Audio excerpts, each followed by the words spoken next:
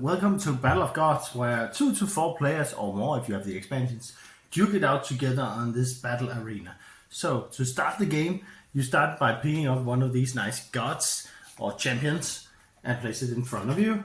You take 4 glory tokens and place them on your health track on the designated spots, and then you take 1 health cube.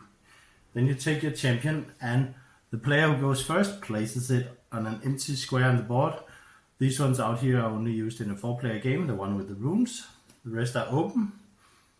Don't place it on the symbols on the board, the special symbols, only on the blank spaces. Then each player in turn does the same.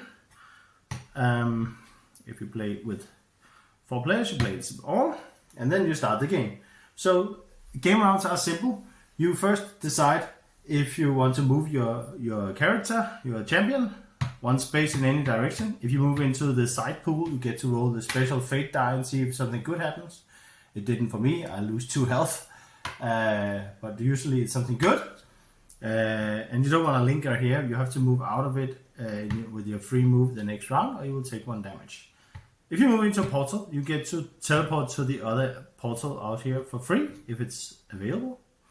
Once you're done taking your free action, you get to boost your character, your champion, with a card. If you have a card in your hand, you can now place it below your character to boost it. So as you can see here, now he has even better starting skills, because if he does, for instance, this row, the Unstoppable Flames, he also gets 1 free glory from the stack of glory tokens.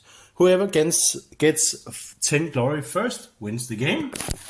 If there's anybody being the last one standing because everybody else has been defeated, they win the game too. You can also use the card for its text effect alone, ignoring the boost abilities up here. Simply play the card when it says you're allowed to do so. Also, if you see this symbol, it means that you can do, here we are, ranged attack. If there is no range indicator with an R and a number like here, you have unlimited range. In this case, you have a range for the Mjolnir strike on Thor. You have the range of 2. You can hit up to 2, but also still adjacent. There's no minimum range. Also know that when you move, you can move up to other players' characters, but you cannot move through them. That's not allowed. And finally, other characters do not block line of sight. You can always hit anybody as long as they are within range.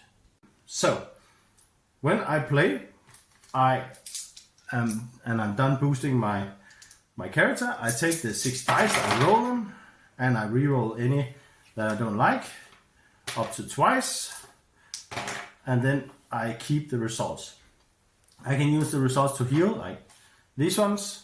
Just as the dice show, I heal 1 damage for each, or I can damage an adjacent opponent with a close combat hit. I can move 1 space, or I can gain an extra card if I have 2 of the same symbols, the half card symbols, or I can gain 1 glory from the common stack if I have 2 half glory stacks. The last symbol, the special symbol here, is only used for your board, because you can also trigger your special abilities on your board. Each champion has their own abilities. So in this case, for instance, if I have these 2 symbols, I can place them here.